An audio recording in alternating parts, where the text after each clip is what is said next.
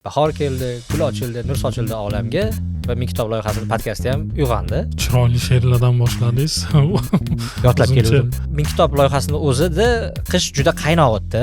Qarabsizki, men g'olib chiqdim. Ro'yxatni shakllantirishdan boshlab nashrga tayyorlashgacha bo'lgan jarayonga men javob beraman. Nashrga tayyor kitoblarni nashr etish, chop etish, xarajatlar smetasini tuzish.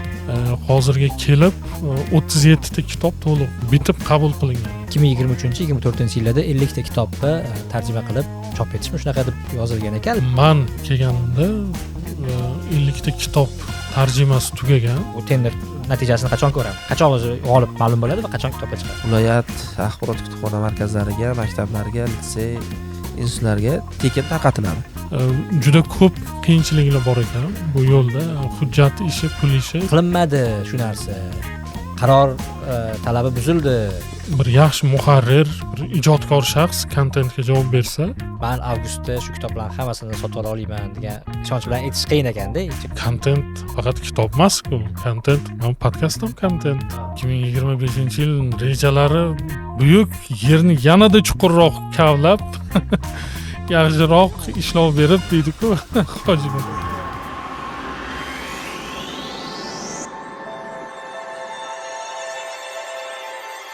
Assalomu alaykum, Ming kitob loyihasi kuzatuvchilari. Shoir aytganidek, bahor keldi, gul ochildi, nur sochildi olamga va Ming kitob loyihasining podkasti ham uyg'ondi. Oxirgi podkastimiz 2024-yil 30-noyabr kuni chiqdi. Shu bilan biz qishki uyquga ketgandik. Mana endi hamma yashillikka burkangandan keyin qaytdik. Lekin Ming kitob loyihasining o'zida qish juda qaynoq o'tdi. Balki xabaringiz bordir. Va bu qaynoqqina qishda Ming kitob loyihasi Qaqnus misoli parvoz qilib chiqib keldi va mana hozir parvoz davom etyapti. Hech qanaqa bir pasayishlar bo'lgani yo'q. Va bugun 2024-yilgi birinchi sonimiz ham shu loyihani rahbarlari bilan bo'lgandi. 25-yil yangi yil va yangi rahbarlar va bugun endi o'zi aslida bu yerda men mehmonman va mezbonlar bilan birga bu tomonda o'sha Ming kitob loyihasini yangi kontent menejeri, tarixchi, tilshunos, Fanlar akademiyasi Milliy arxeologiya markazi katta ilmiy xodimi Eldor Kasanov va loyihani tashkiliy moliyaviy masalalar bo'yicha menejeri Nazirbek aka Xudoyorov. Men uchun ham ko'p narsa bu yerda yangi, o'tgan yil uncha narsani tushunib qolgandim. Hozir endi men ham uncha bilmayman. Va shunga ozgina bir tanishtiruv qilsak boshiga va siz vazifangiz nimadan iborat, siz vazifangiz nimadan iborat, shuni ozgina tomoshabinlarimizga ham tushuntirib bersanglar. Yaxshi. Nima deb boshlasam, siz bir chiroyli she'rlardan boshladingiz. Yodlab keldim. Davom ettirmoqchi edim, bironta she'r eslolmadim. Shu darajada adabiyotdan, ayniqsa she'riyatdan uzoqlashib ketibman shekilli. Demak, kontent menejer sifatida yaqinda ish boshladim. Menga qo'yilgan asosiy vazifa kontentga javob berish. Endi bizda asosiy kontent nima? Kitob, ya'ni kitoblarni tayyorlash, ro'yxatni shakllantirishdan boshlab nashrga tayyorlashgacha bo'lgan jarayonga men javob beraman. Nashrga tayyorlangandan keyin endi bosma ishlari, chop etish, qog'oz holiga keltirish bilan Nazirbek shug'ullanadi. Asosiy ishim shu. Buning ichida ko'plab mayda detallar bor ekan, o'zim ham sekin-asta o'rganyapman. Keyin orada bir gaplashib turib, jamoa bilan o'ylab qoldim. Kontent faqat kitob emas-ku. Kontent, men podkastim kontent. Ijtimoiy tarmoqlarga ham kontent, demak, ularga ham men javob beramanmi deb o'zimda plus minus yonib qoldi. Shunga hozir aytmoqchimanki, bu bilan o'zimni vazifalarimni aslida kashf qilib o'rganib boryapman. Ya'ni tushunishimcha siz yana o'zingiz vazifalarni o'zingiz ham ko'paytiryapsiz ham. So'ralmagan narsalarni ham qo'shib. Nazirbek aka, mana siz endi o'sha menejerlar tayinlangani haqida xabar chiqqanda, siz haqingizdagi bitta gap, o'sha jamoatchilik bilgan xabar bu, siz Asaxiy Books loyihasida 6 yil davomida ishlaganingiz. Ko'pchilik siz haqingizda bilmasligi mumkin. Masalan, sohadagilar hammasi sizni yaxshi tanishi mumkin. Gap yo'q. O'sha qisqacha bir o'zingizni tanishtirsangiz va bu loyihadagi vazifalaringizni tushuntirib bersangiz. Avvalambor assalomu alaykum. To'g'ri, 6 yil davomida Asaxiy Books loyihasida shu moliyaviy menejer vazifasida faoliyat yuritdim. U yerdagi asosiy vazifam kitob chop etish va chop etilgan kitoblarni sotish. Ya'ni bosmaxonalar, nashriyotlar yangi chiqqan kitoblarni ham jalb qilishida Saxiy Books loyihasiga. Shu davomida bir qatorda o'zimiz ham kitob ishlab chiqaramiz. Undagi o'sha xarajatlar va boshqa turli xil ishlar bo'yicha, ya'ni moliyaviy tomonlarini ko'rib chiqib nazorat qilardim.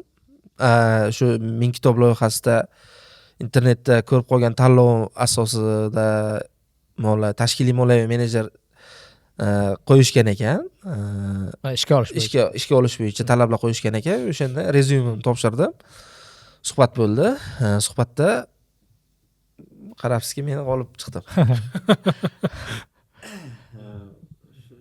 Shundan keyin o'z ish faoliyatimni boshladim. Bu yerdagi asosiy vazifam nashrga tayyor kitoblarni nashr etish, chop etish, xarajatlar smetasini tuzish.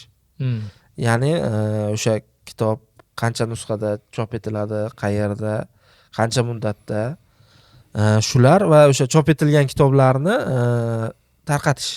Birinchi etapda tekin tarqatish, maktablar, litseylar. Bu tarqatish haqida hali batafsil gaplashamiz. U tushunarli umuman olganda. Endi bitta masala borda, mana endi biz o'tgan yil podkast qilganimizda, o'tgan yil ko'pchilikka ham shu narsa ma'lum edi. Mehrinoz Abbosova bu endi Yoshlar ishlari agentligining ko'plab loyihalariga bir mas'ul bo'lgan shaxs va xususan shunga ham bir kuratorlik qilib turganmi desak bo'ladi va asosiy menejer bu Xurshidaka Yo'ldoshev edi. Hozir endi ijodiy tomon alohida bo'lingan va moliyaviy tashkiliy masalalar alohida bo'lingan. Nega unaqa bo'linish qilishga to'g'ri keldi? Endi bunaqa bo'linish masalasi, ya'ni biz ikkovimiz kelishimizdan oldin ko'tarilgan. Shuning uchun aynan nima muhokama bo'lib, nima qaror kelinganini aniq ayta olmasak kerak, lekin men bilishimcha balki shunaqa bo'linishi o'zi kerak emasmi? Balki shu haqida gapirish kerakdir. Endi men bilishimcha qanaqa mantiq ishlagan bu yerda, masalan, aytaylik, bir yaxshi muharrir, bir ijodkor shaxs kontentga javob bersa, aytaylik, u hujjat ishidan, pul ishidan qiynalishi mumkin. Chunki ijodkorlar biroz boshqacha fikrlaydi. Mana pul bilan shug'ullanadigan, moliya bilan shug'ullanadiganida biroz talab boshqacha, ya'ni ikki xil shaxsda, masalan, aytaylik, alohida moliyaviy menejer qo'yilmagan taqdirda ham hech bo'lmaganda shunga javob beradigan qanaqadir xodim qo'yilishi mantiqli bo'ladi deb o'ylayman. Menimcha shunaqa mantiqdan kelib chiqib ishni ikkiga bo'lgan va juda ham to'g'ri qilgan deb o'ylayman. Chunki men o'zimni qismimga javob beraman. Baribir bu degani boshqa ishlardan, ya'ni chop etish ishlari, pul ishlaridan xabarsizman degani emas. Butun jarayonda mana kelganimizdan beri birga ishladik Nazir bilan. Men ham ba'zi bir masalalarda qo'ldan kelgancha yordam berdik. Butun jamoa bo'lib ishladik-da, baribir shunga ko'rdimki, o'zim bo'lsam eplolmasdim-da ko'p narsani. Ancha qiyin joylari ko'p. Masalan, hali yana gaplashsak kerak bu haqda. Oddiygina hujjat tayyorlab, o'sha kerakli instansiyalardan o'tkazishni o'zi juda og'ir ish. Men masalan bunaqa ishga chidolmasdim. Shuning uchun quvvatingizni olib qo'yadi, o'sha odamlar bilan gaplashish. Baribir alohida mutaxassis kerak menimcha bu yo'nalishga. Menimcha shu mantiqdan kelib chiqib qo'yilgan. Endi qanaqa lavozim, qanaqa atalishi, darajasi qanaqa bo'lishidan qat'iy nazar, baribir har bir yo'nalish o'zining mutaxassisi kerak deb o'ylayman. Chumchuq so'ysa ham qassob so'ysa. Unda o'sha o'tgan yilgi, endi bu qaysidir ma'noda o'sha o'tgan yilgi ish tajribasidan kelib chiqib qilingan ham bo'lsa kerak, ya'ni ish boshlanganda hali bilinmagan bu narsa, aynan shunaqa bo'linishi kerakligi. Va mana o'tgan yilgi narsa bu 50 ta kitob tarjima qilinib, meni nazarimda ham o'tgan yil chiqib ulgurish kerak edi. Jamoatchilikda ham shunaqa savol bor. Ya'ni qarorda shunaqa yozilgandi, 23-yil, 24-yilda chiqish kerak edi. O'zi hozir qanaqa vaziyat? O'tgan yilgi kitoblar bilan bog'liq vaziyat. Vaziyat shunaqaki, men kelganimda 50 ta kitob tarjimasi tugagan. Lekin tarjimadan keyingi bosqichlar ham bor-da. Masalan, ekspertizadan o'tadi, tahrir bor, tuzatilim, korrektirovka bor, sahifalash bor. Hammasidan birma-bir o'tadi tarjimadan keyin. Hamma kitob tarjimasi tugagan. lekin mana keyingi bosqichlar hammasi ham tugamagan. Mana shunaqa bosqichda edi. Keyin tugaganlari ham bor, to'liq tugab, sahifalab tayyorlab qo'yilgan. Endi bir muammo tug'ildi, ularni qabul qilib olish kerak. Masalan, qaysi ma'noda nashriyotga talab berilgan, mana shunaqa shaklda sahifalab, yorska qilib berasan bizga deyilgan. Uni ular tayyorlab bizga topshirganda biz ko'rib, tekshirib, demak bizni talabga moslab sahifalabsan deb qabul qilib olishimiz kerak ishni. Lekin art direktor ham ishdan ketgan. Art direktor ishdan ketgan. Uni qabul qiladigan odam yo'qda. Mutaxassis yo'q. Mutaxassis yo'q. Eski art direktorga aloqaga chiqdik. Aytdik, mana shu ishingni tugatib ber. Qo'shimcha bir shartnoma qilarmiz, balki pulini to'lab. Shuni ishingni bitirib bersang yaxshi bo'lardi, chunki shoshilinchda mutaxassis topish qiyin dedik. Endi vaqtim yo'q dedi, rad etdi. Imkoniyatim yo'q dedi. Xullas uncha taklifimizga qiziqmadi. Uni o'zi bir quest bo'lib ketdi. O'sha qisqa muddatda bir yaxshi dizayner topib, u bilan shartnoma qilib, mana shu kitoblarni qabul qilish jarayoni o'zi ancha vaqt olib qo'ydi. Hozirga kelib 37 ta kitob to'liq bitib qabul qilingan. Nashrga tayyor. Nashrga tayyor. 13 tasi ba'zilari aytaylik yorska qilinyapti hozir, ba'zilari hali tahrir qilinyapti, ba'zilari tuzatilimda. Shunaqa bo'lib 13 ta kitob turli bosqichlarda. Shuning uchun tayyor deganda faqat tarjimasi tayyor deyilganda, keyingi bosqichlar hali to'liq o'tmaganda, mana endi bitib qoldi, ozroq qoldi bu yo'q. Bugun o'zi bir e'tiborga molik kun. Bizda tasodifmi yoki tasodif bu ko'p jihatdan, ya'ni bugun o'sha 1000 kitob loyihasi doirasida chop etiladigan 50 ta kitobi birinchi 27 tasi uchun tender e'lon qilindi nashriyotlar uchun, bosmaxonalar uchun. Lekin men bilishimcha podkast chiqqan paytda bugun bo'lmaydi. Bugun bo'lmaydi. To'g'ri. O'shani hisobga olasizlar. Endi xabarlar 1000 kitob loyihasini ijtimoiy tarmoqlarga sahifalarga kirsanglar bilib olasizlar podkast qaysi kun olinganini. Ya'ni bugun shu tender e'lon qilindi. Nega o'zi tender emas, bitta sabablardan bittasini aytdingiz hozir. Lekin mana qaysidir kitoblarning bir qismi tayyor bo'lgan-ku. O'sha bir qismi uchun vaqtliroq tender o'tkazish mumkinmidi? Va nega hozir mana 37 ta kitob o'sha bosmaxonaga berish uchun tayyor deyaptilar, lekin 27 tasi berildi. Nimaga unaqa bo'ldi? Nega o'zi cho'zilib ketdi? Nazirbek, o'zingiz gapirasiz, yig'lab yormang faqat. To'g'ri. 27 tasi birinchi tanlovga qo'yildi. Ungacha ham 20 ta tayyor bo'lguncha ham 5 ta, 4 ta, 10 talab tayyor bo'lgan edi, lekin biz eng maqbul yo'lini qildik. Ma'lum bir sabablar bo'ladi, chegara bo'ladi, smeta aniq qat'iy belgilangan. Shuni hisobga olgan holatda biz kutdik 27 ta bo'lisini va o'sha smetaga unaqa mos kelishini. Va o'shanga qarab ozgina cho'zildi. Ya'ni men uzr tushunmayman, jarayonda birga ishlab bilganim farq qiladi. Eng yaxshi taklif degan narsa bor, tender bor, ya'ni hammasida narx farq qiladi. Biri 1 milliardgachamidi, qancha? Shunaqa, hammasida har xil 1 milliard, 2 milliard, 2 milliarddan oshsa qanday bo'ladi? Jarayon qiyinlashib boraveradi. Ya'ni o'sha budjetdan pul olish qiyinlashib boradi. Qiyinlashib boradi deganimki, biz o'rtasini tanlaganimiz birinchi etapda 27 ta kitob chiqishi ozgina muddat ko'p bo'lgani uchun 27 tani tanladik. Ya'ni 10 ta qilib turib, keyingisini yana 17 tasini, 20 tasini chiqaramiz deganimizda muddat yana ham ko'p bo'lib ketardi. Nashr etish cho'zilib ketardi. Shu ma'noda. Xuddi shunaqa hujjat bo'ldi. Mana tenderga qo'yildimi? Bizga shunaqa tushuntirishdi. O'zimni soham bo'lmasa ham aralashib boryapman, xato qilsam tuzatasiz. Qo'yildi. 1 oydan keyin yana qo'ya olamizda.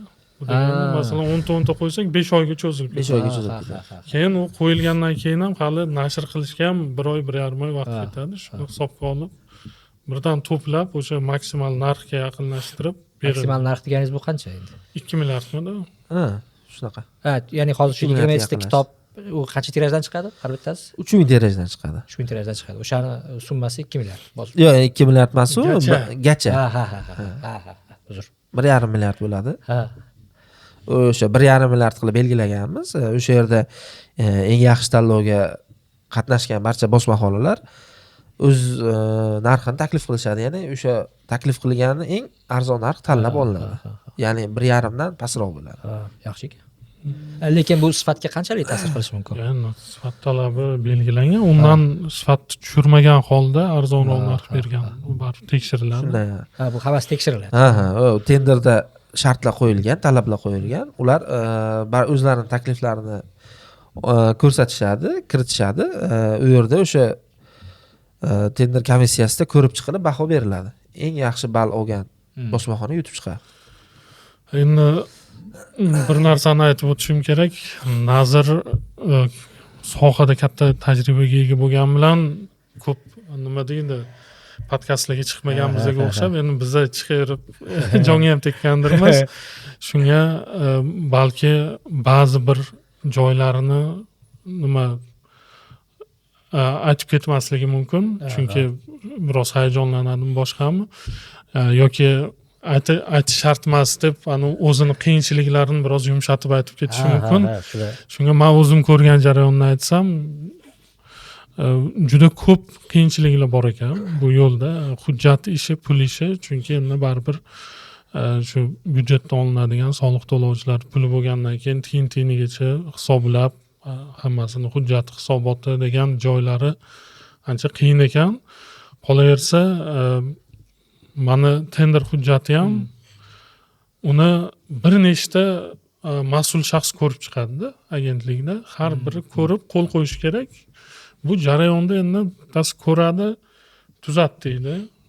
Tuzatib kelasiz, kelgunizcha u bir ish bilan ketib qoladi, kechgacha kutasiz, ertalab keladi, ko'rib qo'l qo'yib beradi, keyingisiga olib borsangiz, "Mana qolib ketibdi, buni tuzat" deydi, yana qaytadi. Chunki hammasi o'zining sohasi bo'yicha ko'rib chiqadi. Yurist masalan huquqiy tomonni, moliyachi moliyaviy tomonni, shunaqa bo'lib ancha jarayon qiyin o'tar ekan. Endi buni tushunsa bo'ladi, baribir hisobdorligi bor bu pulni, shuning uchun juda harfigacha tekshirib ancha qiyin bosqichlardan o'tdi Nazirbek. Shunga ham baribir cho'zildi. Ya'ni bu o'zi tabiiy jarayon ekan. Men hozir bu loyihaga kelib ko'ryapman. Shuning uchun ham cho'zildi. Qolaversa, hujjatni tayyorlash bosqichini o'zi ham ancha qiyin bo'ladi, chunki har bir kitobni texnik talablarini ishlab chiqish, narx-navosini aniqlash, u bozorga qarab qilib ancha og'ir ish. Boya aytganimdek, agar maxsus mutaxassis shug'ullanmasa, men umuman qo'limdan kelmaydigan, aqlim yetmaydigan ish bu, to'g'risi. Ijtimoiy tarmoqlarda bitta savol ko'tarildi. Men buni sizlar endi loyihaga bu yildan mas'ul bo'lib qo'shildinglar-ku, lekin balki bilarsizlar. O'sha qarorda 2023-2024-yillarda 50 ta kitobni tarjima qilib chop etishmi, shunaqa deb yozilgan ekan, lekin qilinmadi shu narsa. Qaror talabi buzildi deyishdida. Lekin men o'zim bilganim, masalan, dekabrda bo'lgan bir taqdimotda, yil oxirida, o'tgan yili o'sha Yoshlar ishlari agentligining bir qanaqadir bir nechta loyihalarning taqdimoti bo'lganda, endi tenderga chiqariladi degan gap bo'lgandi. Ya'ni o'sha siz aytyapsizki, o'zi hali 50 tani to'liq ishi bitgani yo'q. Va ya'ni 24-yilda chiqish kerak edi degan gap to'g'rimi? Uncha to'g'ri emasmi? Ya'ni bunaqa loyihada o'zi. O'tgan yil qanaqa reja qilinganini men bilmayman, to'g'risi.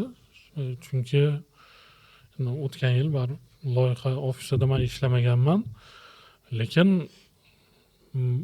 masalan shu xodimlar bilan gaplashganmiz, baribir o'tgan yil ham aloqamiz bor edi. Shunda aytilganki, yil oxirigacha kitoblarni bir tayyorlab olsak, keyin tenderga qo'yamiz, baribir keyingi yilga o'tadi deganday gaplar aytilgandi. Shuning uchun menimcha qat'iy talab qo'yilmagan. Endi bilmadim qanaqa reja qilingan. Umuman men o'ylaymanki, bunaqa ishga juda qat'iy grafik qo'yib bo'lmaydi. Aslida qo'yishlarini ham tushunaman, chunki pul ketyapti. Shu pulga tez-tez ishni bitirib olish talab qilinadi, oyligingni beryapti, boshqa xarajat qilinyapti. Tezroq natijani ko'rsat degan narsa bo'ladi-da, hisobot so'raladi. Lekin kitob tarjimasi o'zi juda qiyin ish, chunki shoshilib tarjima qilsangiz sifat chiqmaydi, sekin tarjima qilsangiz cho'zilib ketadi. Keyin tarjimonlar bilan, muharrirlar bilan ishlasangiz, ular ham ichida har xil mutaxassis bor. Ba'zilari juda cho'zib yuboradi, ba'zilari orada yo'qolib ham qoladi. Shuning uchun buni boshqarish biroz qiyin bu jarayonlarni. Baribir men aynan tarjima, nashrga tayyorlash jarayoniga ko'proq vaqt berish kerak deb o'ylayman. Ko'p nimalar bilan ham gaplashdim. Turli nashriyot vakillari, muharrirlar bilan gaplashdim. Ular ham aytdi, oyiga palon sahifa tarjima, palon sahifa tahrir. Mana shunaqa qilsang sifat tushib ketmaydi deb chegaralar qo'yib berishyapti-da.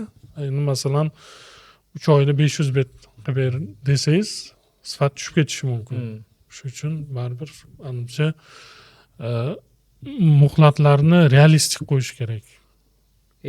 Hozirgi real menimcha bozordagi ahvoldan ham kelib chiqish kerak-da. Ya'ni buncha bizga 50 ta kitobni bir yilga qolmay tarjima qilib, tahrirlab, ekspertizadan o'tkazib beradigan mutaxassislar yetarli emas-da. Mutaxassis ham yetarli emas, keyin qolaversa bir narsa borki, loyiha ofisining asosiy vazifasi koordinatsiya. O'zimiz o'tirib tarjima qilmaymiz, tarjimonlarni yollamaymiz, nashriyotlarga buyurtma beramiz. Nashriyotlar o'zini ishi yetarli. O'sha ishiga bu qo'shimcha yuklama bo'lyapti. O'shanga yarasha vaqt topa oladimi, ular mutaxassis topa oladimi, shularni hisobga olish kerak.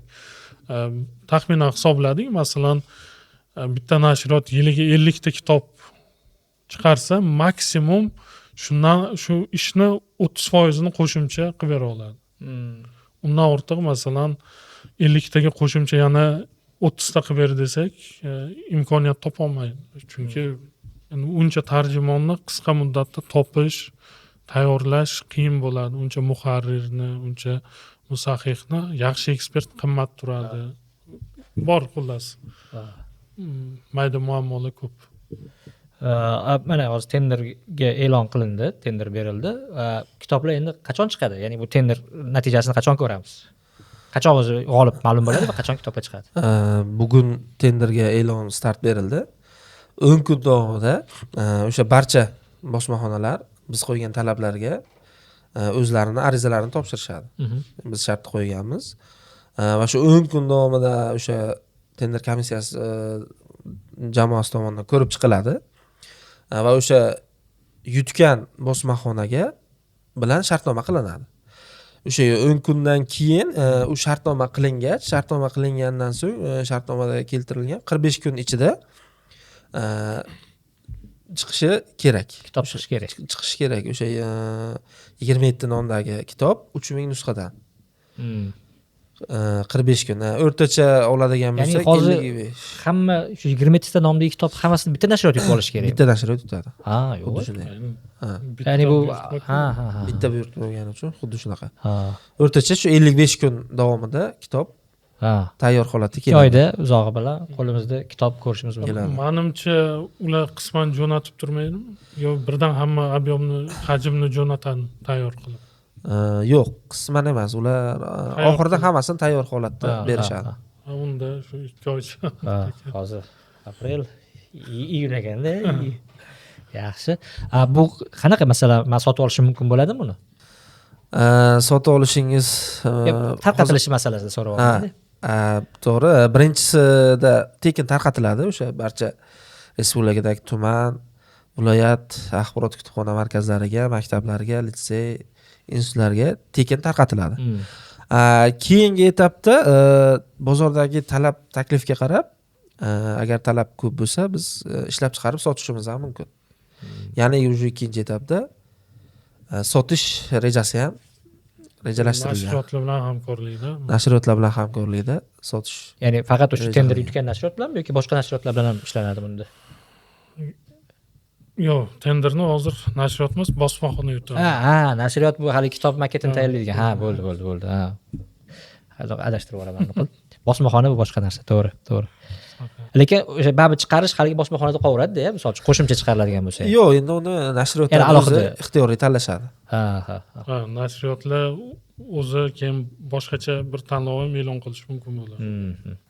Ular baribir o'ziga eng yaxshi ma'qulini tanlab o'sha bosmaxonaga chiqarishadi. Ya'ni hozir bir devorni buzib o'tish kerak bo'lgan joy shu tenderda chiqarib olish kerak ekan, keyin o'sha xohlagancha chiqarish mumkin bo'ladi.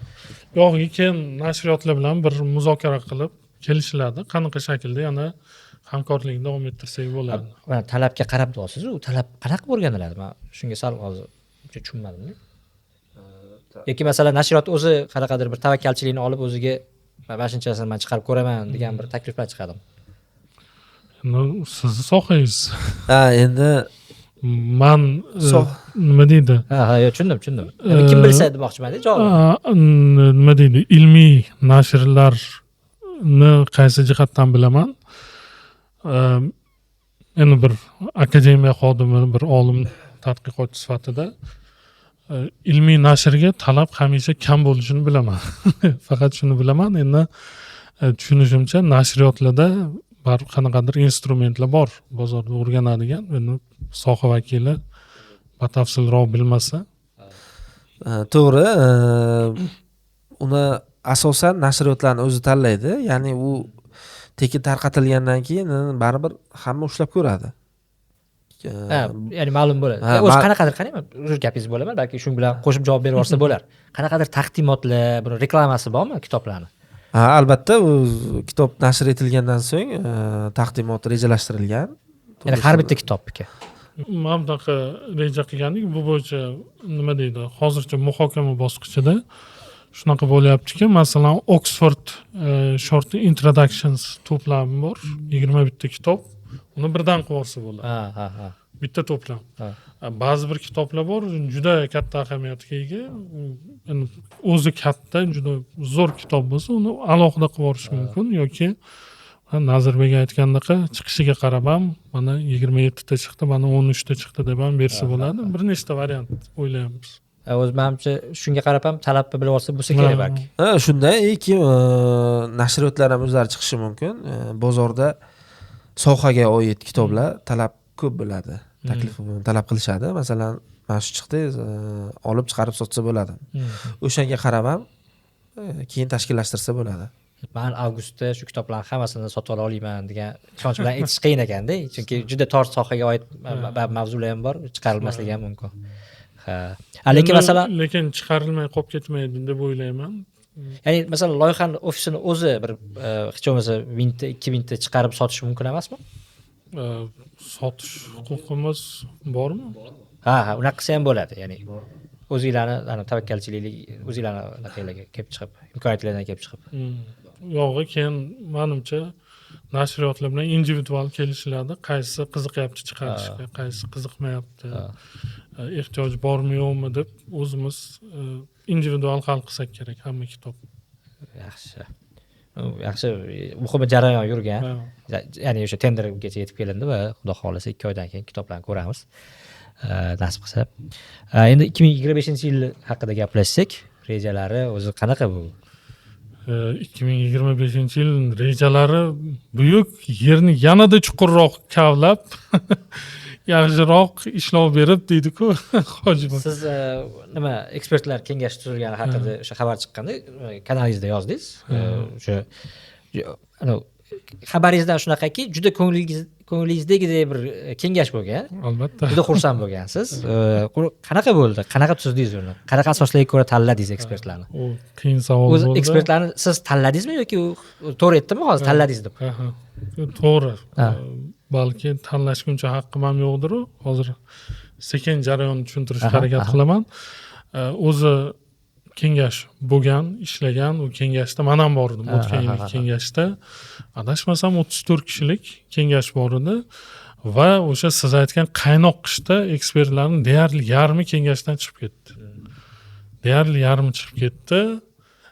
Keyin men mana ish boshlaganimda ekspertlar kengashi bilan tanishib chiqqanimda qaradim, juda ko'pi chiqib ketgan tarkibdan, ba'zilari ishlamagan, ya'ni ro'yxatda boru bilmadim nima muammo bo'lgan, kommunikatsiya muammo bo'lgandir, balki ekspertni o'zi vaqt topa olmagandir, ishlamagan, ba'zilari hatto borligini ham bilmay qolgan ro'yxatda. Ya'ni ro'yxatda borligini ekspertni o'zi bilmaydi. Qaysi bir ekspertlar bilmay qolgan, ya'ni ro'yxat bilmadim, mani tushunchamda eski ro'yxat biroz disbalans bilan tuzilganda, endi yangi tashkil qilinayotgan loyiha balki shoshilinch ishlar bo'lgandir, shunaqa ko'p muammolar kelib chiqqan. Eng katta muammolardan biri bu ekspertlarga pul to'lab berish muammosi bo'ldi. Biz birinchi kelganimizda. Endi qarorni o'qisangiz, qarorda aytilyaptiki, ekspertlarga qo'yilayotgan yagona talab adabiyotlar ro'yxatini shakllantirib berish. Undan boshqa talab yoki vakolat hech nima ko'rsatilmaganda, lekin jarayonda mana o'tgan yil ishlaganda ma'lum bo'lganki, ekspertlar faqatgina ro'yxat shakllantirib berish uchungina kerak emas, balki kitoblarni ekspertiza qilib berish uchun ham kerak. Chunki tarjimon baribir hammasi ham mutaxassis emas, sohani terminlarni bilmasligi mumkin, nimanidir bilmasligi mumkin, ekspertizadan o'tkazish kerak. Shuning uchun ekspertlar bu ishga ham jalb qilingan va qanaqa muammo kelib chiqqan? Birinchi kengash tuzilgan, keyin kitoblar ro'yxati tuzilganda va aytaylik, mana shu bir konkret kitobni ko'rib bera oladigan mutaxassis bu kengashda yo'q. Chetdan jalb qilish kerak. Mutaxassis bo'lsa ham vaqti yo'q. Chunki boshda nazar tutilmagan, ro'yxat tuzilganda, xullas shunaqa muammolar kelib chiqqanda juda ko'p ekspert chetdan jalb qilingan. Adashmasam 20 ta ekspert ro'yxatdan tashqari jalb qilingan, 10 ta atrofida kengashda o'zidan jalb qilingan ishga. Keyin buni nimasi muammo desangiz, xullas ularga pul to'lab berish kerak va biz buni huquqiy tomonlari, hujjat tomonlarini surishtirganimizda aytishdiki, kengashdan tashqaridagi ekspertlarga pul to'lab berish mexanizmi yo'q deyishdi. Ko'zi tutilmagan ular. Ko'zi tutilmagan. Rosa qiynalib, qanaqadir mexanizmlarini topib, ekspertlarga to'lab berdik. Ekspertlar ba'zilari norozi bo'lib ketib ham qoldi o'sha jarayonda ham. Nima? Bu kelishuv qanaqa bo'lgan? Ular qanaqa ko'ngan bu loyihada qatnashishga unda agar mexanizm bo'lmasa? Men tushunishimcha, xodimlar shu mexanizm yo'qligini bilmaganmi boshida. Balki shunaqa bo'lgandir, hozir aniq ayta olmayman. Endi bu muammo mana 25-yil boshida aytildi. Shunaqa bo'lib, pul to'lab berish jarayoni ham juda ko'p vaqt oldi. Hamma ekspertlar bilan shartnomalar qilindi. Ularga o'sha aytganimdek yuristlar ko'rib, to'g'rilab, pul o'tkazish mexanizmlarini topib berdi, ishlab berdi va hokazo. Xullas, o'zim doim qochib yuradigan jarayonlarga kirib qoldim. Ancha qiynaldim. Qiyin bo'ldi, amallab hamma to'lovlarni qildik. Keyin mana shu jarayonlardan o'tgandan keyin kengashni qayta tuzishga ehtiyojni sezdik. Chunki boya aytganim, birinchida yarmi ketib qolgan, ikkinchidan bir qismi ishlamagan, kimdir xabari yo'q. Keyin disbalans bor, qaysi ma'noda kerakli soha ekspertlari yo'q yoki olim mutaxassislardan tashqari aytaylik blogerlar bor, davlat tashkilotlari vakillari bor. Ularni ham roli kattaligini hisobga olgan holda, menimcha ular uchun bir alohida jamoatchilik kengashi tuzish kerak. Chunki ekspertlar kengashi ekspertizaga javob beradi. Agar shu ishni qilmasa, chetdan jalb qilish boyagidagi muammoni keltirib chiqaradi. Shuni hisobga olib, faqat ekspertlardan iborat, faqat olimlardan iborat kengash tuzdik. Ya'ni bu hozirgi ro'yxat faqat olimlar. Ilmiy tadqiqot olib boradigan shunaqa 26 kishidan iborat hozirgi kengash. Shundan aytaylik, bittasi raisimiz Ibrohim G'ofurov, O'zbekiston qahramoni. U kishi tarjima sohasi bo'yicha eng katta mutaxassis. Ya'ni tarjima sohasi bo'lgani uchun u kishi bizga kerak. Tabiiy. Bundan tashqari qarorda aytilgan palon tashkilotlardan ham vakil bo'lish kerak deb. Ular qo'shilgan. Ulardan tashqari hammasi olimlar. Ya'ni 26 nafar a'zodan 22-23 tasi olimlar. Faqat olim mutaxassislardan tuzilgan kengash va tuzishda nima qildik? Birinchidan eski kengashdan ishlaganlarni oldik. U ham hammasi emas. Masalan, qanaqa bo'lgan? bir 3-4 iqtisodchi bor, lekin bironta urbanist yo'q. Yoki 2 biolog bor, yoki 2 aytaylik fizik bor, misol uchun. Endi bizga bittasi yetadi bir yilga. Shunaqa qilib, eski kengashdan ishlagan o'sha hamma sohadan bitta oldik. Undan tashqari kengashdan tashqari ishlagan ekspertlardan oldik.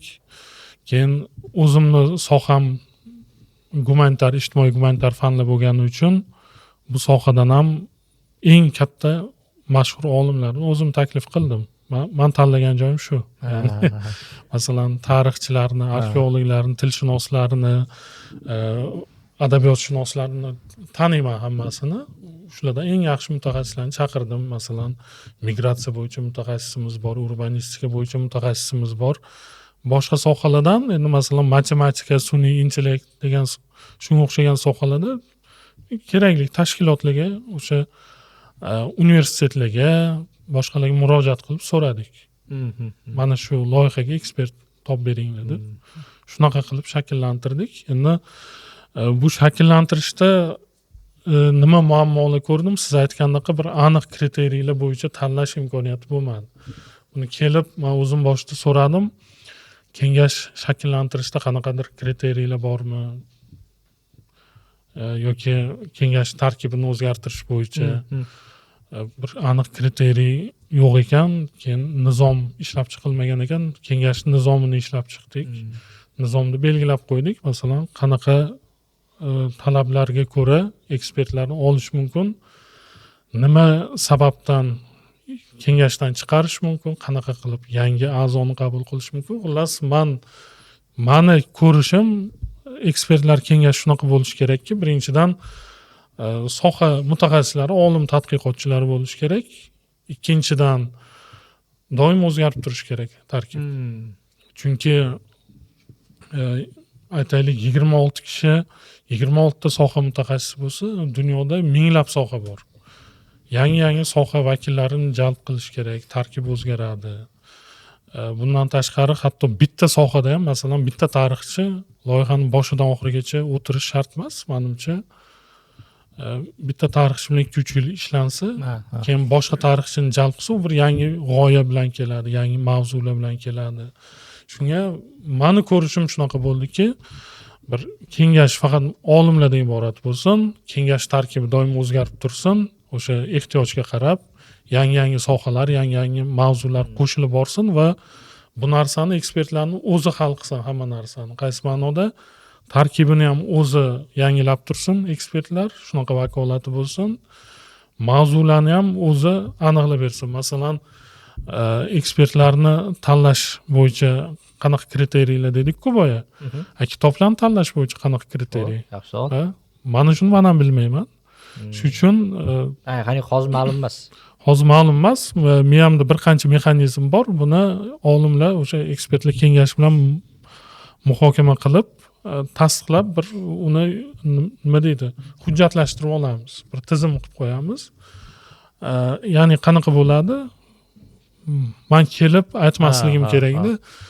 Do'stlar, mana keling bu yil fizika bo'yicha tarjima qilaylik. Shu mavzuni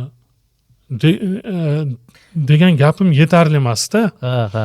Aytishim kerak, masalan, Nature'ni yillik hisobotida mana bu sohalar trendda turibdi.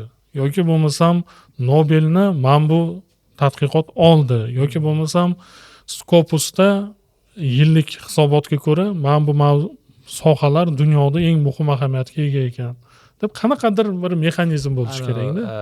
Dunyoning eng kuchli 1000 ta universitetiga kirganlar diplomi avtomatik ravishda nostrifikatsiya bo'ladi deganga o'xshagan. Shunaqa mezonlar. Ana shunga o'xshagan bir mezonlar ishlab chiqishga harakat qilyapmiz. Ya'ni hamma narsa bir kishini fikriga bog'liq bo'lib qolmasligi kerakda. Ekspertlar ham bemalol, masalan, pochtamizga yozib yoki saytimizga takliflarini qoldirib qo'shila olish kerak kengashga. Kengashda o'zi ularni o'sha talab kriteriyalarga qarab qabul qilib, talabga javob bermaganini chiqarib yuborib, o'zini yangilab borish kerak. Va o'zi ham yil oxirida bizga aytish kerak, mana bunaqa ilmiy trendlar bor, O'zbekiston uchun shu muhim deb aytish kerakda. Ya'ni u bir kishini fikriga bog'liq bo'lib qolmasligi kerak. Hozir o'zi ishlashyaptimi qanaqadir jarayon bor? Albatta, hozirgi jarayon biz ularni to'pladik. O'tgan oy to'pladik, birinchi yig'ilishimizni qildik. Birinchi yig'ilishda rais o'rinbosarlarini saylab oldik. Undan keyin nizomni tasdiqlab oldik. Endi nizomni ham ko'rib berishdi, aytgan talablar bilan tuzatdik. Keyin men kelganda nima ishlab chiqdim? Tarjima, tahrir va ekspertiza standartlarini. O'sha standartlarni ham ular ko'rib, tuzatib berishdi, tasdiqlab oldik. Qanaqa standart? U standartlar, masalan, tarjimonlarga biz ish beryapmiz. Tarjimonlarning qo'lida aniq bir qo'llanma bo'lishi kerak. Masalan, atamalarni qanaqa tarjima qilish, joynomlarini qanaqa tarjima qilish, ismlarni qanaqa tarjima qilish, havolalarni qanaqa berish, adabiyotlarni qanaqa berish, aniq talablar bo'lishi kerak. Endi o'tgan yil men ham tarjimon bo'lib ishlaganman. Talablar bor edi, standartlar. Endi bir juda qisqa umumiy aytilgandiki, masalan, so'zma-so'z aniq bo'lishi kerak. Shunga o'xshagan bir qancha talablar bor edi. Endi shuni biroz chuqurlashtirib, detallarigacha yozib chiqdim. Masalan, terminlarni tarjimasida juda ko'p murakkablik bor-da. Ba'zi terminlar ikkita ma'noga ega, ba'zan ikkita termin bitta ma'noga ega. Ba'zi terminni tarjima qilish mumkin, ba'zini tarjima qilish mumkin emas, sohaga qarab ma'nosi o'zgaradi. Mana shu hamma mayda-chuyda detallarini yozib, standartni ishlab chiqdik. O'sha standart bo'yicha endi tarjimonlar ham ishlaydi, muharrirlar ham ishlaydi, ekspertlar ham o'sha standartga muvofiqlik bo'yicha baholaydi, ekspertizadan o'tkazadi. Bu ham boyagi tizimlashtirishga harakat. Ya'ni ekspert ham shaxsiy qarashiga ko'ra ekspertizadan o'tkazmasin-da, aniq bir kriteriy bo'yicha ekspertizadan o'tkazib bersin deb. Shuning uchun ishlab chiqilgan u standartlar, endi uni tasdiqlab oldik. Yaxshi yengillik bo'libdi, lekin bu masalan bitta termin 3 xil kitobda 3 xil ketsa ham, bu ham tushunmovchilik keltirib chiqaradi. Ana shunaqa narsalar aks etgan standartlarni qildik. Uni joriy qilmoqchimiz va agar ishlab ketsa, boyagi siz aytgan avtomatizatsiyaga xizmat qiladi. Ya'ni har bir odamni shaxsiy fikriga ko'ra tarjima va ekspertiza bo'lib ketmaydi, aniq bir kriteriyalarga ko'ra bo'ladi va hammasini ustidan qayta ko'rishga ehtiyoj bo'lmaydi. Anaqa esimga tushib qoldi hozir.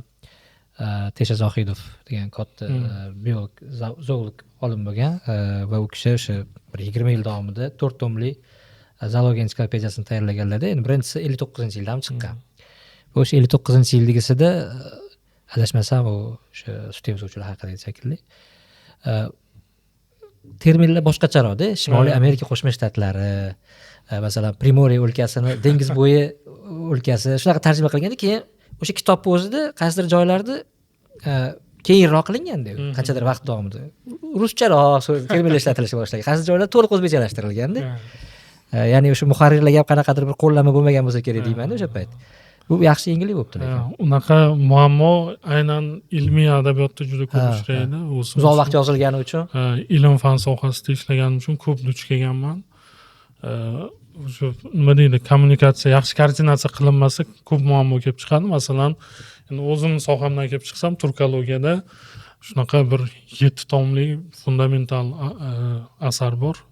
Sikcha deydi, сравнительная историческая грамматика тюркских языков.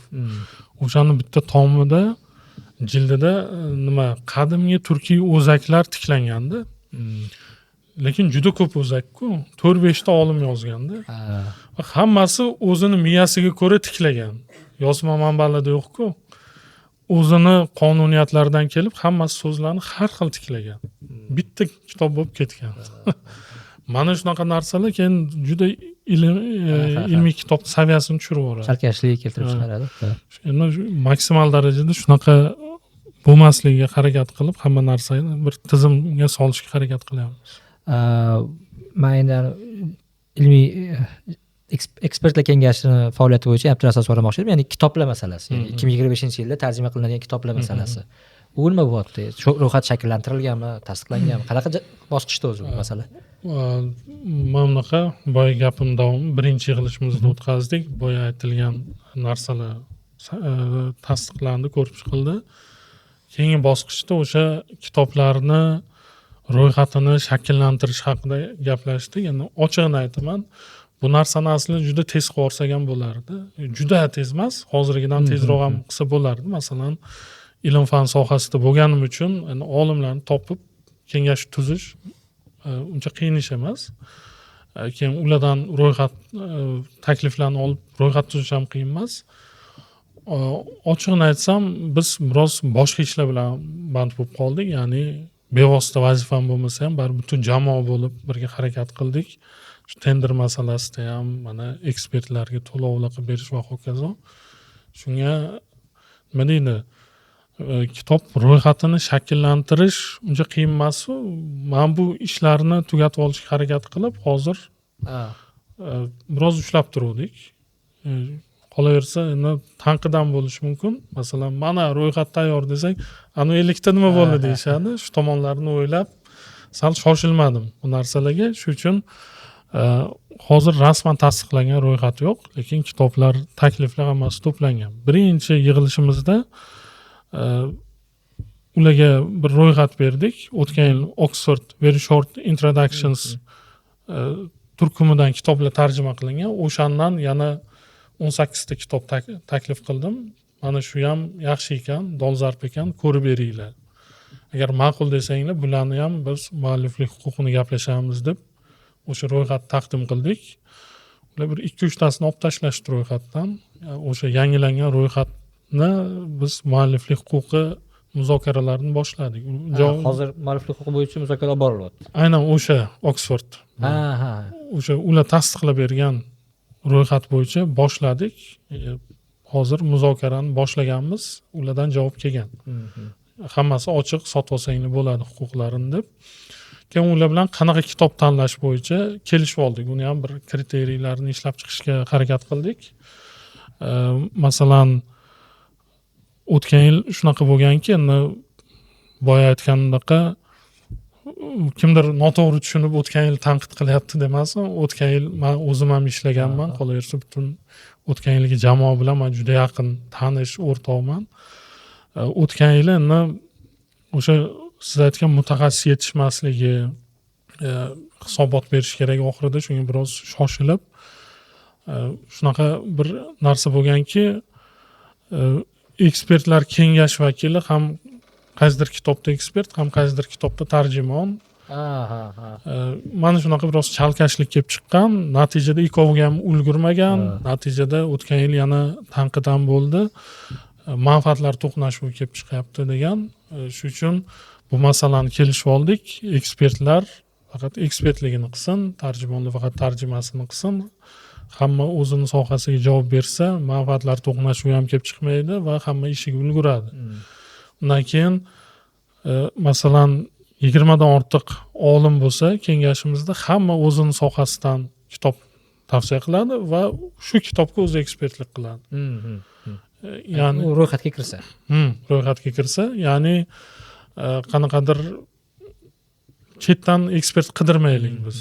Faqat shu mutaxassislarni sohasi bo'yicha kitoblarni olaylik deb kelishdik. Undan tashqari yana muammolar bo'lgan. Tarjimonlarga pul to'lash masalasida ma'lum bir summalar ajratilgan. Adashmasam $8 22 maksimal $22. $8 Mana o'lchovi bu. Bir sahifa? Bir sahifaga to'lov. Yaxshi ekan. Shunaqa belgilanganda, lekin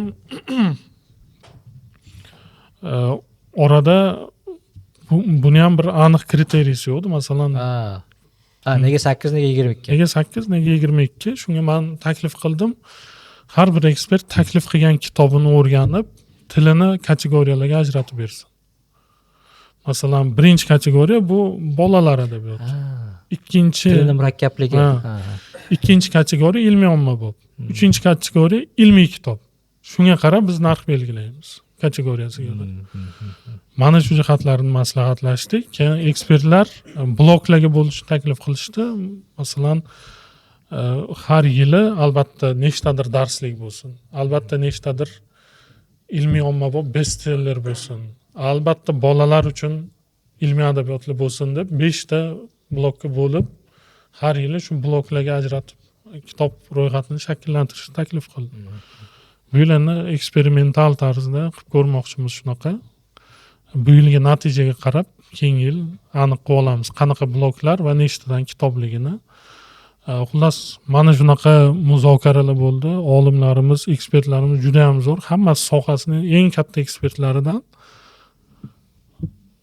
juda ko'p taklif berishdi. Hammasini to'plab, hozir endi bir tartib yaratib oldik o'zimizga. Ya'ni til kategoriyasi, blok va hokazo, shunga qarab masalan narxini belgilaymiz, tarjima muddatini belgilaymiz va hokazo. Ro'yxat ham deyarli tayyor. Ya'ni boyaga aytilgan Oxford kitoblari, undan tashqari hammasi tavsiya bergan, tavsiyalarni to'plaganmiz, plus bolalar adabiyotidan ham bor. O'zimiz topgan bir qancha kitoblar bor. Ularni ham ekspertlar tasdiqlab berishi kerak. Ularni hammasini birlashtirib, bir muhokama qilib, o'sha bir 50 ta atrofida kitobni rasman tasdiqlab olishimiz kerak bo'ladi. Shunchaki ma'lumot uchun, o'tgan yil Oxforddan bir 20 dan ortiq edi. Bu yil qancha bu taxminan? Bu yil 18 ta ajratib olgandim. Bir 2-3 tasini ekspertlar ma'qul ko'rmadi. Hozircha 15 tasi bo'yicha muzokarani boshladik. Lekin ekspertlar bergan tavsiyalar ichida yana 1-2 ta bor ekan Oxford. Ularni hammasini ko'rib chiqqanda sal 14 ta, 16 ta bo'lib o'zgarishi mumkin. Keyin mana men kelib boya gapingizga qaytyapman-da. O'zi belgilangan ishlarim bor. Men yana qo'shimcha ishlar orttiryapman o'zimga deysiz. Shunaqa ishlardan bittasi menimcha tarjimonlar va muharrirlar maktabi bo'lsa kerak. Bu nimaga kerak? Undan kutilayotgan maqsad nima? Yaxshi savol. Xullas, men birinchi kelganimda menga aytildi, bu yildan shunaqa maktab tashkil qilishimiz kerak deyishdi. Nimaga desam, mana shu qarorda shunaqa joyi bor. Tarjima va tahrir maktablarini shakllantirish va rivojlantirish degan joyi bor. Shunga shunaqa maktab tashkil qilishimiz kerak deyishdi. Juda yaxshi dedim, juda katta tajribam bor dedim. Maktablar ochish bo'yicha. O'zim bir 3 ta maktab, 4 ta maktab ochgan ekanman. Endi maktab deganda bino emas, ya'ni kurslar ma'nosida. Plus doimo treninglarda qatnashib yuraman, ekspert sifatida, trener sifatida. Bu borada juda katta tajribam bor dedimda. Uni ham shu boshlab bordik. Yuqorida aytgandek, bu ishni ham aslida juda oldin boshlab yuborishim mumkin edi. Faqat men bu dolzarb muhimroq ishlarni bitirib 24-yilni ishlarini yopguncha shoshilmay turdik. Aslida maktab uchun hamma narsa tayyor. Dasturlari ham, mutaxassislar ham, dars o'tadigan trenerlar ham, hamma narsa tayyor. Endi ochishdan maqsad, men tushunishimcha, qarorda kelgandan tashqari, ya'ni qarorda qo'yilgan topshiriqdan tashqari men o'yladim, buni ma'lum bir missiyasi bo'ladi. Birinchi o'rinda bizni shu biz ishlab chiqqan standartlar bo'yicha o'qitish. Ya'ni bizda hozir tarjimon ko'payib qolgan, lekin ilmiy tarjimonlar kamroq. Ilmiy tarjimaga o'rgatish bo'ladi. Birinchi maqsad va undan tashqari aynan biz qo'yayotgan standart talablarga o'rgatish. Aynan bizga kerakli uslubda tarjima qila oladigan mutaxassislarni yetishtirish. Qolaversa, shu bir havaskor tarjimonlar bo'lishi mumkin, yosh tarjimonlar bo'lishi mumkin, ularga yordam berish. Bu qanaqadir va muharrirlar, uzr, esdan chiqib ketibdi. To'g'ri. Bu qanaqadir loyiha ofisini o'zida bir alohida muharrirlar va tarjimonlar bo'limi bo'ladigan emas, bu. Ya'ni tayyorlab nashriyotlarga berib yuboriladi. Endi biz berib olmaymiz, ya'ni majburlash mexanizmi bo'lsa-da tavsiya qilamiz. Ya'ni shu ma'noda. Bizada o'qidi, yaxshi tarjimon, mana shularni tavsiya qilamiz deb hammasini nashriyotlar bilan uchrashtirib qo'yamiz. Uni ham bir mexanizmini o'ylaganmiz, ya'ni saytda vakansiyalar bo'limi qilib joylab boramiz. shunaqa tarjimonlarimiz bor. Nashriyotlar keragicha o'zi tanlab oladi. O'zi muzokara o'tkazib. O'tgan yil shunaqa bir qiyinchilik bo'lgan, loyiha ofisida tarjimon topib berish kerak, ba'zi bir nashriyotlarga yordam berish kerak. O'sha ручное управление deydi-ku, qo'lda qilishganda qidirib, networkingdan foydalanib, topib, yordam berib shunaqa qilishgan. Mana shu ham kimnidir bir kishiga bog'liq bo'lib qolmasin, bir avtomatizatsiya bo'lsin degan maqsadda shuni o'yladik. Ya'ni maktabdan chiqqanlar saytda nomlari turadi, nashriyotlar o'shalardan bemalol o'zi qidirib ish topishi mumkin bo'ladi. Davomiyligi qancha bo'ladi maktablar? Maktabni O'qish davomiyligi. O'zi menda aytdim, katta tajriba bor maktabni tashkil qilish bo'yicha. Meni maktablarim ilgari 8 ta darsdan iborat bo'lgan hammasi. Har bir dars 2 soatdan iborat bo'lgan. Hozir biroz nima deydi, biroz shoshilinchroq bo'lgani uchun va eksperimentalroq bo'lgani uchun 4 tadan dars qilyapmiz. 4 ta dars 2 haftada o'tib beriladi. Intensiv kurs bo'ladi. Jami 8 soat tarjimonlarga, 8 soat muharrirlarga. Unda bitta dars men o'taman, bittasini ekspert o'tadi. Yana bitta dars tarjimonlarga tarjima nazariyasi bo'yicha mutaxassis o'tadi, muharrirlarga tahrir bo'yicha mutaxassis o'tadi. Oxirgi darsda endi texnik mutaxassislarni jalb qilamiz, ba'zi bir texnik tomonlarini tushuntiradi va boshqa rejalar bor. Shunaqa 4 ta dars jami 8 soatdan iborat, 2 ta intensiv kurs tarjimonlar uchun, muharrirlar uchun. Bu bir eksperimental o'tadi. Natijasiga qarab, masalan, kelasi yil 8 ta dars 16 soatdan iborat qilib o'zgartirishimiz mumkin. Masalan, kamlik qilsa 8 soat kamlik qilsa 16 soatlik qilib yuboramiz keyingi yil. Asosiy talab nima maktabga qo'shilish uchun? Maktabga qo'shilish uchun qanaqadir maxsus talab yo'q. Asosan nima deydi, til bilish va o'sha tarjima qilish. Birinchi navbatda tabiiyki o'zbek tilini yaxshi bilish, ingliz tilini va boshqa xorij tilini yaxshi bilish va tarjima qilgan bo'lish kerak. Bu ma'lum katta narsani emas, havaskor bo'lsa ham nimadir tarjima qilib bizga namunasini jo'natish kerak. Ekspertlarimiz ko'rib beradi, ya'ni sifatli tarjima bor, yaxshiroq tarjima, yomonroq tarjima ma'lum bir kriteriyalar asosida baholab ajratib beradi. O'sha yaxshiroq nima deydi, sifatliroq tarjima egalarini biz o'qitamiz. Endi tabiiyki hamma yangi bilimlar ingliz tilida. O'tgan yil hamma kitoblar ingliz tilidan tarjima qilindi. Bu yil ham shunaqa bo'ladimi yoki qanaqadir boshqa tillardan ham qo'shilyaptimi? Ya'ni hozir siz aytdingiz-ku, ingliz tilini yoki boshqa tilni bilish kerak dedingiz. Bu yil ham kitoblarning asosiy qismi ingliz tili bo'lyapti hozircha, lekin shunaqa takliflar bo'ldi, boshqa tillardan ham qo'shaylik Masalan, deyishdi. Masalan, fransuz tilidan kino bo'yicha yaxshi kitob tavsiya qilindi. Birinchi rus tilini olmoqchi edik, keyin mutaxassisimiz aytdi, kinoshunos, ruslarni qo'yib turinglar, men fransuzlarda zo'r kitob bor. Men bekorga bu savol bermadim, chunki o'tgan yil dekabrdagi taqdimotda o'sha bolalar uchun mo'ljallangan kitoblar ro'yxati chiqqanda bitta ruscha kitob ham bor edi. Endi sal tanishroq narsani ko'rganingizda, deb qolasiz o'shanga. Yo'q, tilga cheklov qo'ymaymiz, endi baribir ko'pchiligi katta qismi ingliz tilidan bo'ladi, lekin mana tavsiyalar ichida fransuz tilidan bor.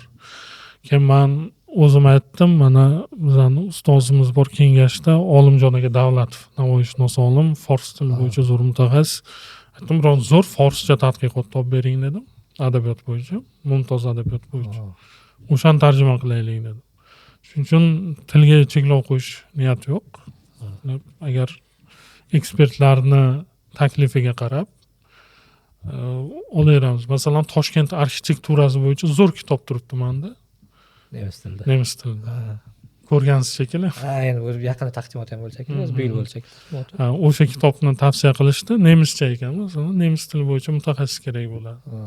Shunchaki boshqa til bo'lsa, yangi bir yana mutaxassislik kerak.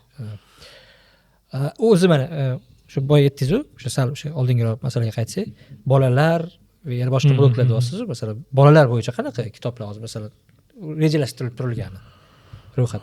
Xullas, o'tgan yili JK bilan JK nashri bilan muzokara boshlangan ekan. Bolalar kitobi bo'yicha ularda bir nechta seriya bor. 3 yoshli uchun, 5 yoshli uchun, 7 yoshli uchun qilib har xil chiqarishgan. Muzokara boshlanganda chala qolib ketgan va ular bir talab bor ekan, o'zimiz chiqarib sizlarga jo'natamiz degan. O'zimiz nashr qilamiz, chunki sifat faqat biz ta'minlab bera olamiz. Xuddi o'zimizga kerakligida qil, sizlar faqat tarjima qilib jo'natsanglar, chiqarib jo'natamiz deganda narxni qimmatroq aytgan. Shunga endi biz arziydimi shuncha pulni, masalan, chet elga berib yuborgani, byudjetdan olinadigan pul deb o'yladikda, yana bir gaplashib ko'rdik. Bor baraka tushirdik qilib, endi pastroq narx berdi. Agar u narxni bir ekspertlarimiz bilan muhokama qilib, agar ma'qul bo'lsa, shunda DK bilan ishlamoqda.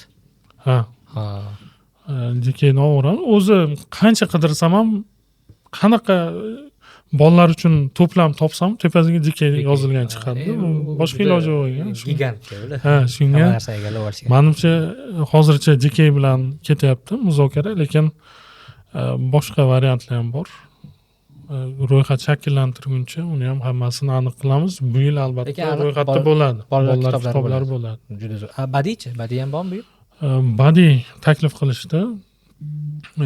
Ekspertlar ham taklif qilishdi. Hozircha badiiyni mexanizmini men tushunmayapman. Nimaga qarab tanlash, nimaga qarab ro'yxatga kiritib, keyin u ekspertizadan o'tish kerakmi yo'qmi? Men shuni mexanizmini tushunmayapman. Shunga hozircha ro'yxatimizda yo'q. Endi bir shaxsiy mulohazada, menimcha mana 1000 kitobga o'xshagan loyihalar bitta bo'lishi kerak emas-da. Masalan, 1000 kitob bu men nazarimda shu ilmiy ommabop kitoblarni, xalqaro darajadagi kitoblarni, o'sha asarlarni o'zbek tiliga o'giradigan bitta loyiha bo'lishi kerak. Badiiy kitoblar uchun ehtimol balki alohida qilish kerakdir. Menda ham bor unda shunaqa. Masalan, siz hozir mumtoz adabiyotdan, fors tilidan misol uchun nimadir o'zbek tiliga o'giraylik hozir deyapsiz. Keyin men yaqinda qurultoyda ham o'sha Boburshunos olim Botir aka sizga bitta Shayboniylar davlati haqida bitta kitob berdilar. Men o'ylayman, chet ellik olimlarni biza hozirgi O'zbekistonning tarixiga oid kitoblarini yana bitta alohida loyihada tarjima qilish kerak edi men nazarimda. Masalan, o'sha Rossiyada o'tgan safargi podkastlarda ham gaplashgandik. Bu haqda o'sha Bibliorussikami, Russikami degan qanaqadir bitta nashriyoti bor. Ya'ni Rossiya haqidagi butun dunyoda qilinayotgan tadqiqotlarni olib o'zbek bilan rus tiliga tarjima qiladi. Va shuni orasida endi ruslarning xayolida hali ham ularning butun sobiq sovet mintaqasi uchun anaqa-ku ular og'a. Va o'shanda masalan O'zbekiston haqidagi kitoblar ham tarjima bo'lib qolganda ko'p. Misol uchun o'sha nimani ko'rdim men, Xloya Drio degan fransiyalik tadqiqotchi kino haqida, kino tarixi. Ehtimol shu emasmi? Tarjima qilmoqchi o'tgan yil. Bu emasmi? O'zbek kinosining tarixi haqida, ya'ni o'sha 37-yilgacha bo'lgan tarixini yozgan. Bu shuni haligi Bibliorussikami, o'sha nashriyoti Sankt-Peterburgdagi shuni tarjima qilgan. Ya'ni faqat shunga ixtisoslashgan ekan, ko'rib hayron qoldim. Menimcha bizda ham shu endi to'g'ri qarorda yozib qo'yilgan badiiy degan joyi bor, nechadir foiz badiiy bo'lish kerak degan joyi bor, balki endi qarorlar bu yozildi, Behustunov qoyasiga yozilgan nimalar emas-ku, uni o'zgartirsa bo'ladi hozirgi zamonda. Balki shu kiritish kerak edi degan bu meni shaxsiy mulohazam. Ya'ni bu loyiha shu ilmiy ommabop kitoblari bilan yaxshi. Mana bolalar, ehtimol bolalar uchun alohida qilish kerakdir.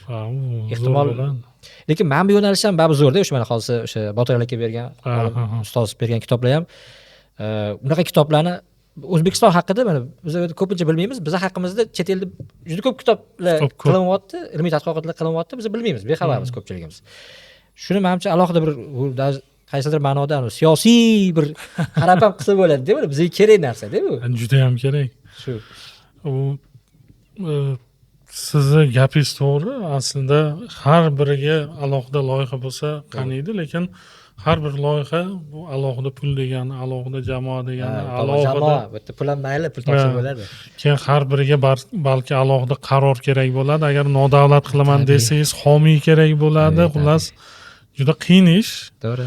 Lekin aslida men o'zim ham boshida aytgandim, men kitob ilmiy ommabop va ilmiyga javob bersa juda chiroyli, tartibli ketadi.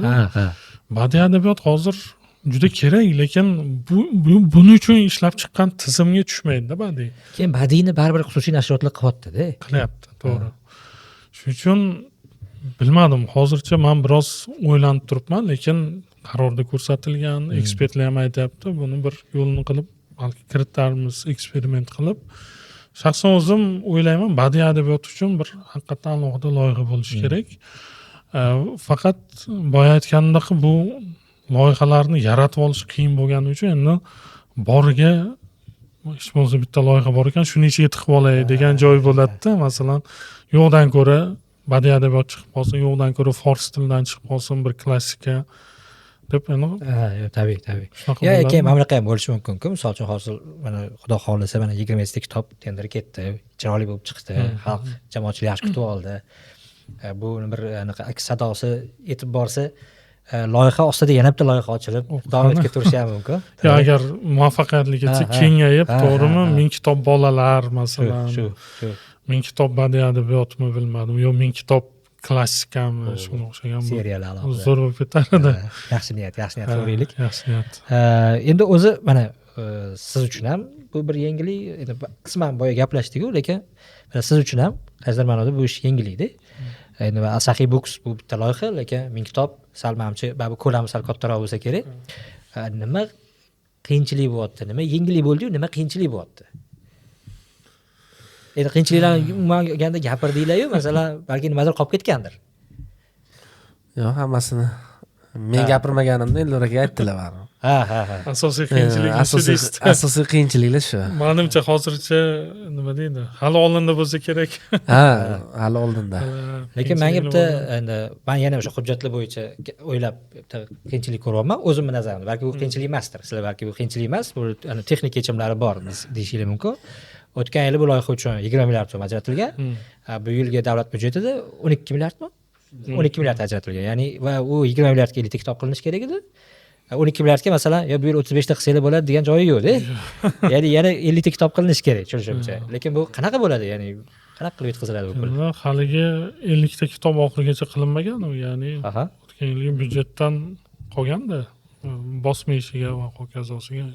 Hamma o'sha o'tgan yil 20 milliard yeb qo'ymay. Ana pulga maxsus odam olib kelganmiz. U 20 milliardda hammasi ishlatilmagan. Baribir nashr bosma qismi qolgan. 25-yilga o'tgan o'shanda qismi. Bu yilga endi 12 milliard ajratilgani birlamchi ehtiyojlar uchun.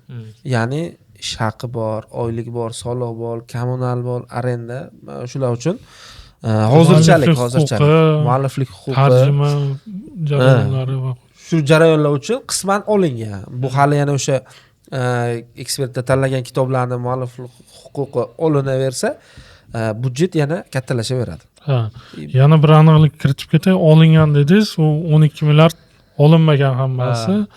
Pul olish oson emas ekan do'stlar, davlat pulini o'sha smeta kiritilgan, qisman. Dastlabki smet endi 12 milliard bo'lgan bilan uni smetasini qilib, asoslab berishingiz kerak. Asoslab berasiz. Masalan, 3-4 oyda shunaqa xarajatimiz bor deysiz, uni kiritasiz. Uni ham bir necha odam ko'rib, chizib ustidan buni nima qilasan, bunga nima ko'p pul beryapsan deganday muhokama qilinadi. Tasdiqlangandan keyin ham sekin o'tkazib boriladi. Ya'ni deb unaqa bittada berilmaydi. Beriladigan joyi yo'q. Lekin masalan o'sha 50 ta kitobni tayyorlashda muammo bo'lmasa kerak.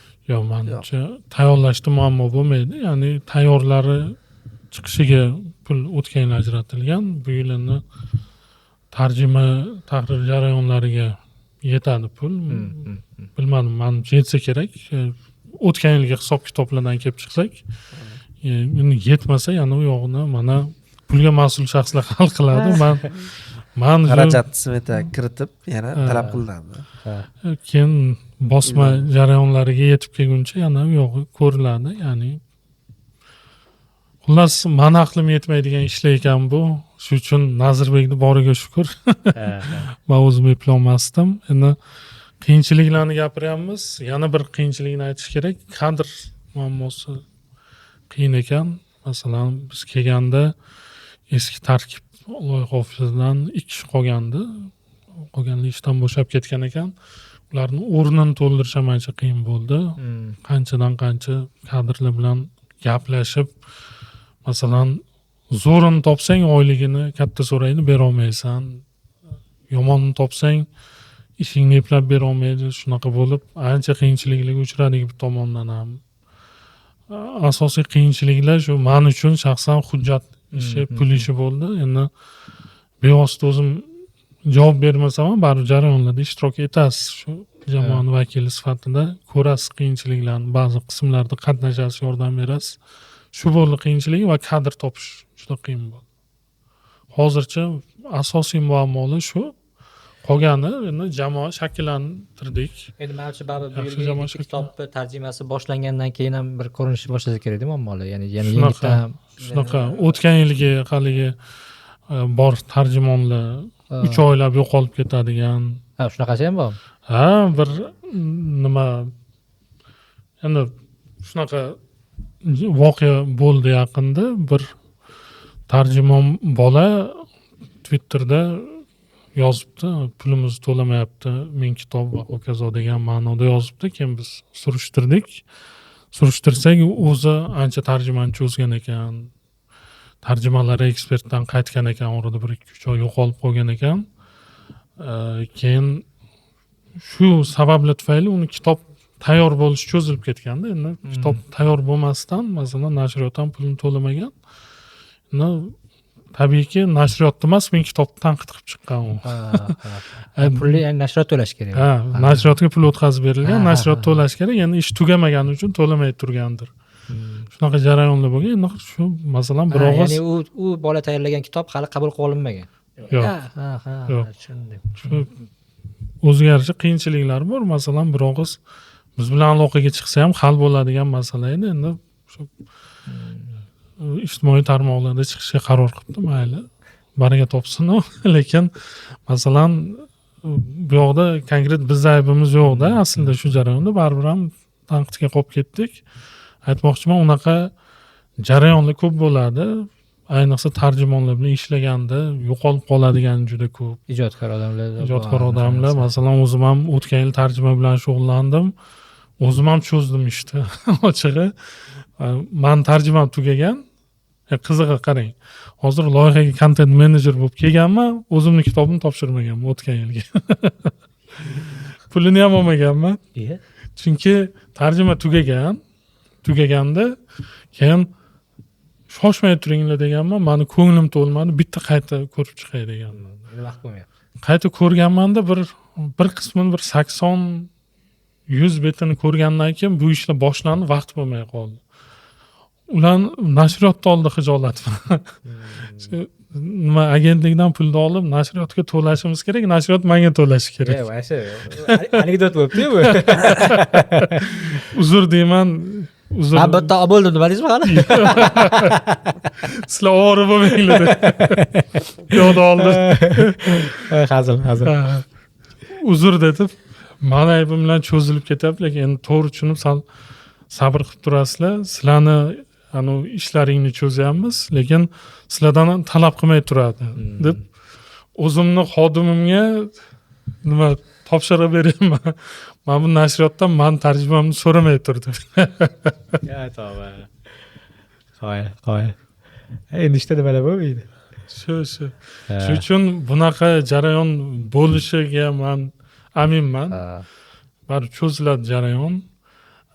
Masalan, mualliflik huquqi ham oson jarayon emas. Mana 50 ta kitob tarjima qilingan bilan bittasini mualliflik huquqi bu yil olindi. Ha, yo'q. 49 tasi olingan, bittasi cho'zilib ketgan jarayon. Mana yaqinda o'tgan oy adashmasam. Ha, ya'ni u olinmasdan turib tarjima boshlanaverilgan. Ha, endi ulardan qanaqadir rozilik olingani shartnoma jarayoni juda cho'zilib ketgan, tarjima qilib tur deyilgan. Mana keyin orada haligi siz aytgan qaynoq qish bo'lib, biroz muzokaralar to'xtab qolgan. Mana shu yil o'sha oxirgi kitobni mualliflik huquqi olindi. Keyin hozir sal oftob bo'lib ketadi. Yana muammolardan biri o'tgan yil qanaqa muammo bo'lgan. Endi u paytda menejer boshqa bo'lgan. Mana o'tgan yilgi menejer Xurshid Yo'ldoshevning yaqin o'rtog'im, ko'p fikr almashganmiz. Ular ro'yxatni shakllantirgan. ro'yxat shakllangandan keyin muzokarani boshlaganda ba'zi bir kitoblarni huquqini qaysidir O'zbekistondagi nashriyotlar olib qo'ygan. muammo aytish shu edi. Almashtirish kerak. Mana shunaqa muammo bo'lmasligi uchun men o'yladim, balki birinchi hamma kitobni bir mualliflik huquqini gaplashib chiqish kerakdir. Gaplashib bo'lgandan keyin, masalan, har bir ekspert ikkitadan nom bersa, kitob ikkovi ham gaplashiladi. Qaysi band bo'lmasa, qaysi mualliflik huquqi olish imkoniyati bo'lsa, o'sha kiritilib, keyin rasman tasdiqlansa ro'yxat deb. Shunga ham ko'p shoshilmayapmiz. Tushunarli. Menda savollar tugadi. Endi biz sizga savol bermoqchimiz. Marhamat. Qarang, qiziq jarayon. Podkastda biz mehmonmiz. Siz mehmonsiz, lekin podkastning muallifi, boshlovchisi siz. Ha. Shunda juda qiziq holat bo'lyapti. O'tgan yilgi chalkashliklar, boya aytdim-ku, ya'ni tarjima qilganman, content manager va o'zimning ishim chala qolib ketgan dedim. Shunga o'xshagan ish bo'lib qolyapti siz bilan ham hozir. Nima taklif qilmoqchisiz menga hozir?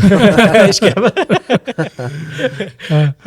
Siz bizni mehmon qilib suhbat qilyapsiz, lekin mehmon bo'lib turib sizdan hozir so'raymiz, qachon chiqadi podkast?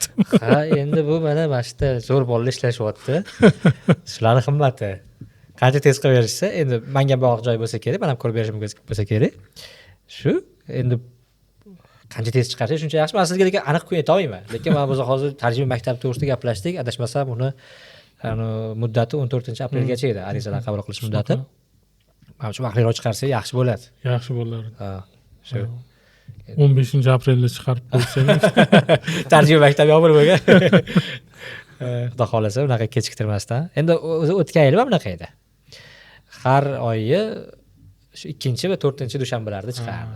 Endi menimcha bunisini hech qanaqa cheklovsiz bu yilgi birinchi son chiqarib olsak ham bo'ladi.